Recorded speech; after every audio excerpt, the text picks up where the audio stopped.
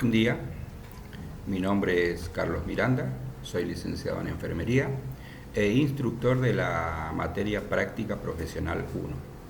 Hoy vamos a hablar de signos vitales, vamos a ver qué son los signos vitales, cuáles son esos signos vitales, el concepto de cada uno de ellos, la función, cuándo controlamos los signos vitales, los factores que alteran estos signos vitales. También vamos a ver un poco de la terminología, los valores normales también de los signos vitales. Bueno, los signos vitales son signos de vida, como dice la palabra, signos de vida. Esto manifiesta en la actividad respiratoria, circulatoria y termorregulatoria. Nos permite a nosotros determinar de manera global el estado fisiológico del organismo. Los signos vitales son 4: temperatura corporal, pulso arterial, presión arterial y respiración.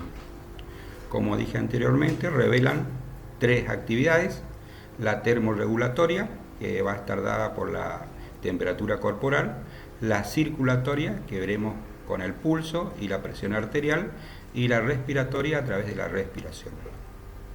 ¿Cuándo controlamos los signos vitales? Al ingreso y al egreso del paciente de una internación o de un centro asistencial. Esto es con el fin de tener datos basales de su estado de salud. También cuando el paciente presenta cambio en su condición funcional. También cuando hay una prescripción, tanto de enfermería como médica, nuestra jefa de enfermera nos puede ordenar a que controlemos los signos vitales, antes y después de cada procedimiento, antes y después de cada administración de medicamentos.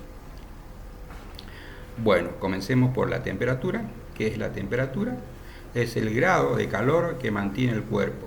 Es un equilibrio entre el calor producido por la oxidación de los alimentos o el metabolismo celular y el calor perdido a través de la respiración, conducción, convección, radiación y excreción. También podemos clasificar a esa pérdida de calor en 2: físicos y biológicos. Los físicos, que son comunes a todos los cuerpos, sean estos animados o inanimados. Esto va a estar dado por la conducción, convección y radiación. En cuanto a lo biológico, podemos dividir en activos y pasivos.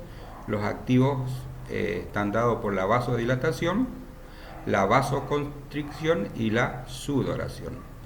En cuanto a los pasivos, con la eliminación de excretas, estas son materia fecal y orina. Como dije anteriormente, lo físico, que se pierde a través de la conducción, convección y radiación. También evaporación. La conducción es la transferencia de calor entre un cuerpo y otro. Estos cuerpos tienen que estar en contacto y está relacionada a la conductividad térmica de los objetos y la diferencia de temperatura entre esos objetos también. Por ejemplo, si tenemos un paciente que está con fiebre y le colocamos hielo, ese hielo tiene que estar en contacto con el paciente para que haya una transferencia de calor por la conducción. Por supuesto que ese hielo tenemos que proteger para evitar que se lesione la piel, que le produzca quemaduras, porque las quemaduras pueden darse por calor o por frío. También está la convección, que es la transferencia de calor a través de las partículas en movimiento. Ejemplo, si yo vengo de afuera con una determinada temperatura, ingreso a un ambiente de menor temperatura, entonces voy a ponerme en contacto con las partículas que están en ese ambiente, esas partículas en movimiento, y voy a perder calor. La radiación, bueno, todos los cuerpos producen radiación, siempre desde la mayor concentración de calor a la menor concentración de calor. Y la evaporación, que está dada por la transpiración, que es el medio principal de pérdida de calor por evaporación.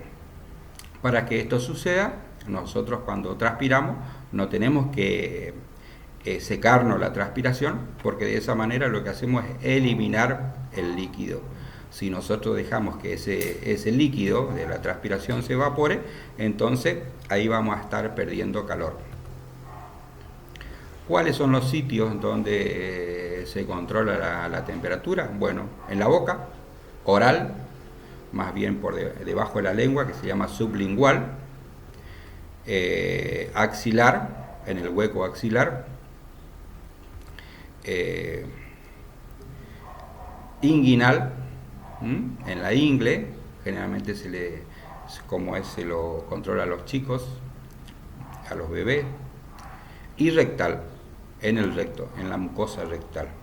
Podemos clasificar a estas temperaturas en dos, que son las que se controlan sobre piel, que es la inguinal y la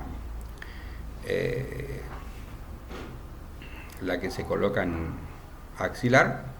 Después tenemos las que se colocan sobre la mucosa, tanto la mucosa bucal como la mucosa rectal. En cuanto a piel, tiene un promedio de 36,5 grados centígrados. En la mucosa es un grado más, es un promedio. Después hay variaciones.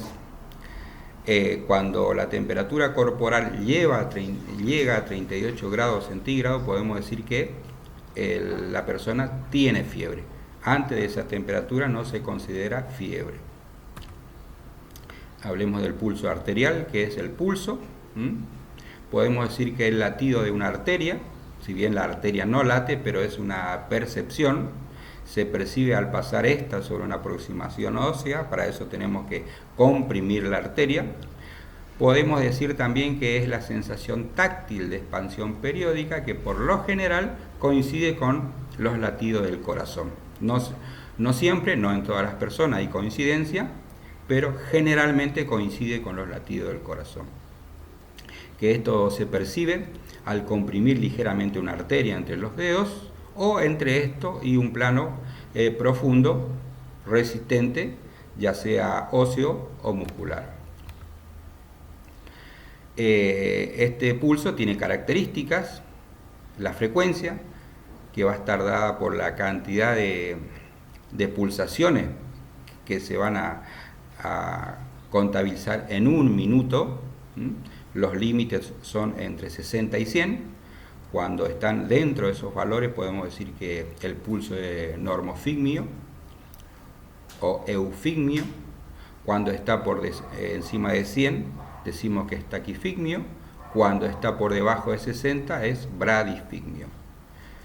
También otra característica es la regularidad, que es la duración de los intervalos que separan las ondas pulsátiles.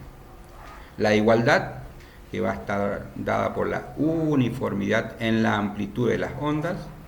La tensión o dureza está dada por la presión que se necesita ejercer para dejar de percibir el pulso. La amplitud, que esto se manifiesta por la altura de las ondas. Todas estas características vamos a ver a través de un monitor. Se le coloca en el vaso arterial un catéter que va a estar conectado a un transductor y ahí a un monitor. Vamos a ver todas estas características. Sin el monitor lo único que podemos valorar va a ser la frecuencia, la regularidad y la tensión o dureza. Los otros con la ayuda del monitor. La presión arterial es la presión que ejerce la sangre dentro de las arterias o que ejerce la presión que ejerce sobre las paredes de la arteria, que esa sangre llega desde el corazón por la aorta y se distribuye a toda la economía del cuerpo. Podemos tener 4 presiones. La más importante, la que vamos a controlar siempre, va a ser la presión sistólica y la presión diastólica. La presión sistólica, o comúnmente se le conoce como presión máxima, y la presión diastólica, que comúnmente se conoce como mínima. Los valores normales están entre 120 y 80 milímetros de mercurio. la presión sistólica 120 a 139, podemos considerar, y la presión diastólica de 80 a 89 milímetros de mercurio. Cuando llega a 140, 90 milímetros de mercurio, eso se considera hipertensión. De 140 hacia arriba, en la presión sistólica es hipertensión. De 90 hacia arriba, en la diastólica es hipertensión. También tenemos la presión arterial media, que es un promedio entre la presión sistólica y la diastólica, aunque se acerca más siempre a la diastólica. Tenemos la presión diferencial, que es la diferencia entre la presión diastólica y la sistólica. Nosotros vamos a insistir siempre la presión sistólica y la diastólica. Esas dos presiones vamos a manejar mucho. La respiración, bueno, la respiración es el proceso metabólico de intercambio de gases, donde se inspira oxígeno y se expira dióxido de carbono. La respiración consta de dos etapas, una es la inspiración y la otra es la expiración. La inspiración, donde ingresamos oxígeno, y la expiración, donde exhalamos el dióxido de carbono, que es el desecho del metabolismo celular. La respiración también tiene características. Una es la frecuencia, que va a estar dada por el número de respiraciones por minuto. Lo normal es de 20 a 12 respiraciones por minuto. Cuando está por sobre 20 decimos que es taquipnea. Cuando está por debajo de 12 es bradipnea. Cuando está dentro de los límites normales, esto es entre 12 y 20, decimos que es eupnea. La profundidad es otra característica que va a estar determinado por el volumen inhalado y exhalado en cada movimiento respiratorio. Podemos decir que es profundo o superficial. El ritmo es la regularidad de los movimientos inspiratorios y expiratorios. Podemos decir que una respiración es regular o irregular. Algunos términos que ya vimos: eupnea, taquipnea, bradipnea, apnea. Apnea es la ausencia de la respiración y disnea es la dificultad de la respiración. Entonces la apnea es la respiración, la frecuencia respiratoria normal, que va a estar entre 12 y 20 respiraciones por minuto. La taquipnea va a ser sobre 20 respiraciones por minuto y la bradipnea va a estar por debajo de 12 respiraciones por minuto. Podemos encontrar también acá en la respiración algunos hallazgos anormales, como la respiración de Kussmaul, la respiración de Cheyne-Stokes, la respiración de Biot. La respiración de Kussmaul es una respiración rápida, tiene una frecuencia mayor de 20 respiraciones por minuto, es profunda, suspirante y sin pausa. Se presenta generalmente en pacientes con una insuficiencia renal o una acidosis metabólica. En cuanto a la de Cheyne-Stokes, hay una hipernea, un aumento de la respiración, que se combina esto con intervalo de apnea, la ausencia de respiración. Esto es un patrón normal en niños. En adultos se presentan cuando hay una lesión bilateral de los hemisferios cerebrales, de los ganglios basales, del bulbo, la protuberancia o el cerebelo. También tenemos la respiración de Biot, que se caracteriza por extremada irregularidad en las respiraciones. Se presentan aquí periodos de apnea. Esto se observa en meningitis, lesiones de la protuberancia o el bulbo.